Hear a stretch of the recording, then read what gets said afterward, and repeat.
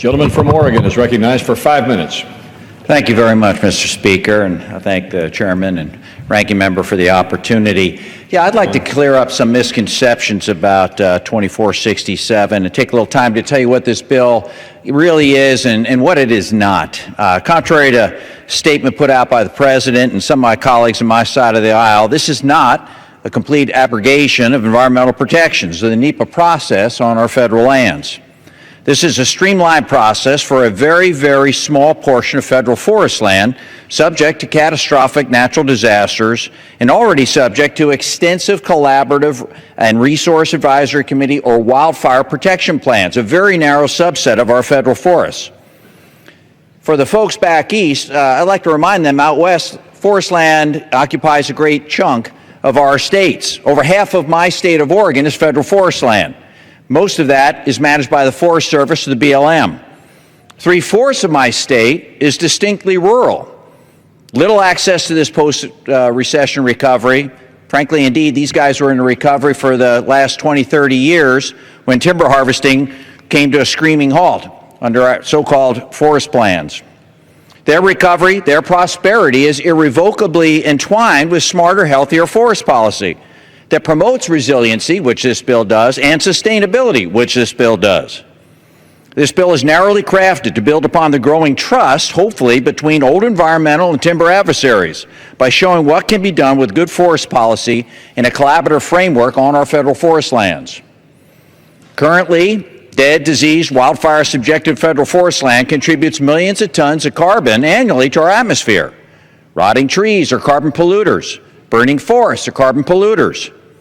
Our forests need to be cleaned up and made healthy again.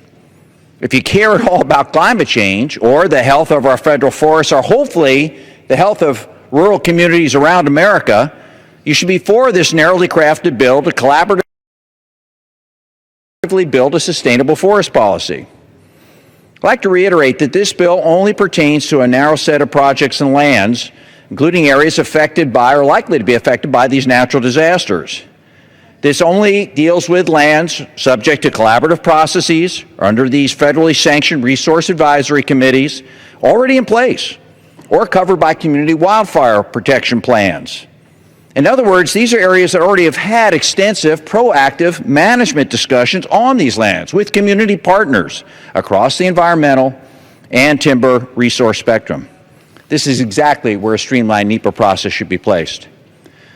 Contrary to information you've received, this is not eliminating environmental impact statements. It does permit a small exclusion of 5,000 to 15,000 acres for a narrow type of project.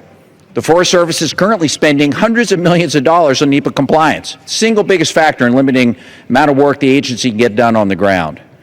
It also has an innovative approach to restoring forests after a wildfire. No permanent roads are allowed to be built. Current stream buffers stay in place unless a regional forester has a compelling reason to change them. And reforestation is required with an eye to creating more successional habitat, something our environmental community has wanted for a long time. You can't accelerate the process here. Where are you going to do it? Didn't we accelerate the process a little after Sandy or Katrina? You know, some of our colleagues, some of my citizens, some of my constituents out west are feeling that there's a lack of fairness in our disaster policy. It's common practice for radical groups to file a litany of alleged grievances on any forest project that's suggested, mostly just to drag out the process and delay good forest policy they disagree with, at great taxpayer expense. Most of these claims are purely procedural. We must reform this legal gotcha game by forcing these groups to focus on legitimate substantive claims of impropriety that they feel they can win on. That's fair. That's what this bonding proposal actually does. Folks, for people in rural Oregon and rural America, they're being left behind. The timber economy was the major economy for these forested regions for decades. They're not seeing large companies, high-tech manufacturing moving into their remote areas. These are communities that have depended on our renewable natural resources for their livelihood. Our forests are a catastrophe waiting to happen.